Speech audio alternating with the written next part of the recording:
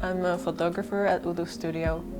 In this video, I'm gonna break down my process of a recent photo shoot I did with AFGAN. I'm gonna explain how I came up with the idea, walk you through all the steps of the actual production, as well as guide you through my post-production workflow and show you all the way until the final delivery of the images. So usually at first you get briefed by the client of what's the output, what they need, what kind of images. For this project they wanted both product shots as well as portraits with the talent. They also specifically requested to highlight the difference between the two products, the stage and studio, how it's used and what kind of styling you would do with each one of those. So that was really the starting point for us to come up with the concept. The products are designed by AFGAN, who is an Indonesian singer, and they represent the two sides of his life, being in studio and then on stage. We wanted the studio to feel like a nice warm afternoon, relaxed, more casual in your studio space, compared to the stage, which feels more theatrical. You're performing, you're in the spotlight type of situation. So my goal was to really showcase the two products through the lighting design. The set would stay the same, the colors would stay the same, but the lighting would really tell the story of the product. I wanted the photos to really reflect the design of the bottle. For example, I love the color, green. We took the green and put it as the main color scheme in the whole photo shoot. The next thing I usually do, I start going more into research of that kind of visual language, find more references, start putting together a mood board, and start creating a deck to then go and pitch to the client. In this case, I found this 3D render of an imagined minimalistic space and saved it on my Pinterest gallery. I thought the shapes and textures work nicely together and create a very elegant mood, which is also the direction I wanted to go with my images.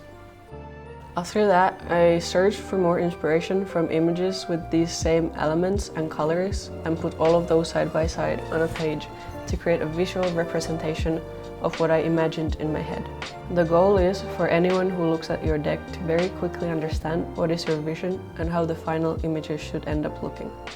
I make a separate slide for wardrobe styling to guide a stylist in finding outfits that will complement the overall theme and mood of the images and their color palette. Then I do the same thing for hairstyling and props. I like to also add keywords and short descriptions to make my ideas come across even more clear. Now, let's talk about props and set design. When we went on a location scout, I spotted an already existing arch in one of the rooms, which I thought would work really well in the images. So then, the final main set design element remaining was a curtain. So once we all agreed to go with the curtain concept, I went online to look for the perfect material. I wanted it to have weight and shine. I wanted it to create this nice ripple effect. So I decided to go with velvet, and I ended up finding this one store that has a nice selection of materials and colors to choose from. From there, I ordered 2 samples, bayberry and twist lime, to decide which one would be the better choice. I decided the bayberry was a bit too blue, so we ended up going with the twist lime.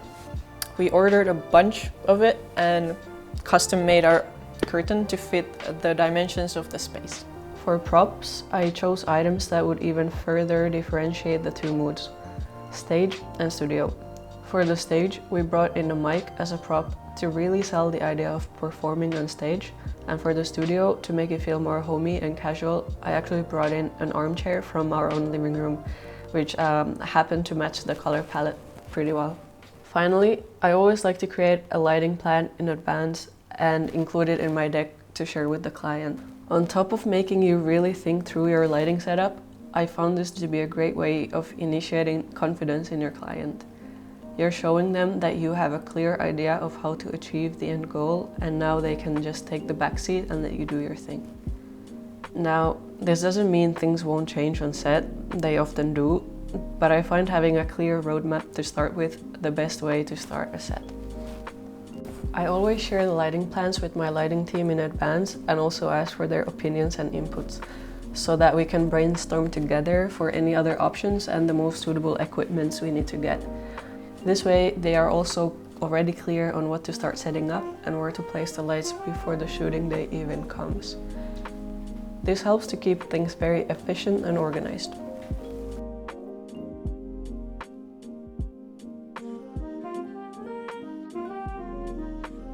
This is my initial lighting plan for the studio portrait images, which I crafted after the first location scout. For the studio images, I knew I wanted to create a natural looking slice of light that could be a light coming through a window in the afternoon or morning when the sun is still pretty low. To achieve this, I need a powerful light which has the ability to create precise patterns. I decided to go with the Aperture Light Storm with a spotlight mount using a 19-degree lens. This gives me the ability to focus the light very precisely and so create patterns and shivers of light.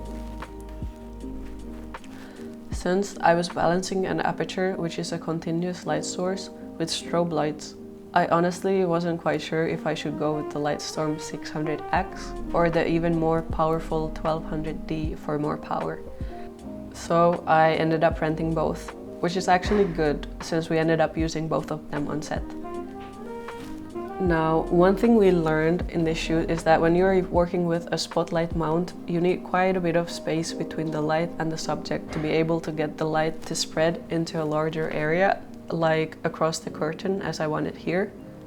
So we actually ran out of space to back out the aperture, so we couldn't use the spotlight mount for the portrait images. Instead, we ended up using flags and black polyboards to cut out the light in the shape we want. This doesn't give us as sharp edges for the light as the spotlight would, but I think this was a good solution we came up with on set. A bigger degree lens would also help in achieving a bigger light area. Aperture has two other lens options, 26 degrees and 36 degrees, 36 giving you the widest spread of light. On set, we had the 19-degree lens. For the product, it was fine to use the spotlight mount since the subject was that much smaller. It was enough space to get both enough spread and still have the light focused. We ended up using the 600X when using the spotlight mount because the power output pretty much doubles when shooting through the 19-degree lens. For the portraits, we used the 1200D because we couldn't use the spotlight mount, so we needed a bigger power output directly from the source. That being said, when mixing strobe and continuous light, you usually want to get the more powerful lights to make it easier to balance between the two, because strobes naturally have a lot of power to burst into that 1 millisecond of time when it has to be on, compared to a continuous light that has to constantly keep outputting certain amount of power. So usually, always, your strobe lights will be much stronger than your continuous light source. Especially if you're intending to shoot at a higher aperture, I would suggest getting more powerful lights if you have the choice. Now, we have talked about the most characteristic aspect of this lighting, but we still have a couple more lights to talk about. The background light is a hard light, but I wanted to keep the light soft on the talent, so I decided to light the subject and background separately. For the key light on our subject, I'm using the Profoto D1 with a 5-feet octadome. It's a big light source, so it gives a very soft quality of light on the face and on the body.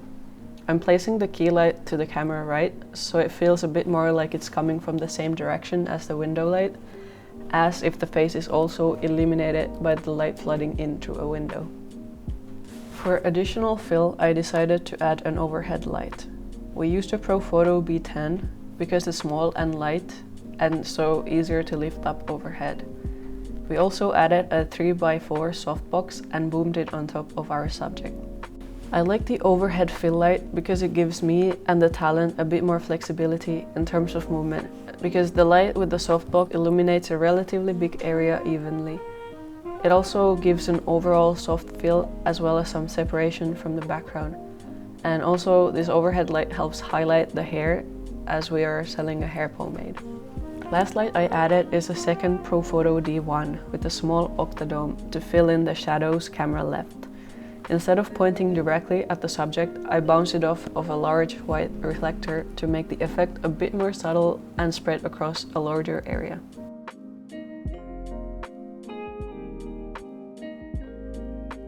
The lighting setup for stage portraits is essentially the same with a couple of tweaks, most obvious being the spotlight round shape on the background curtain instead of the slice of light.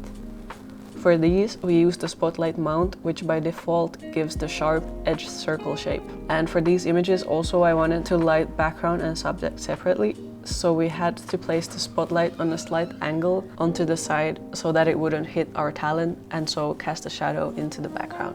For the talent key light, I used a ProPhoto D1 with a small octadome because I wanted the light fall off to imitate a little bit of the shape of the spotlight to sell the idea that the subject is actually also lit by the same light source as the background. The overhead light remained exactly the same, the ProPhoto B10 with the 3x4 softbox. Lastly, I added a little bit of fill to the shadow side of the subject. Since the spotlight is coming from the camera right, I felt like the clothes and body fell a bit too dark and shadowy on the left side. I solved that by placing the big white reflector on the left side of the subject to fill in some of those shadows.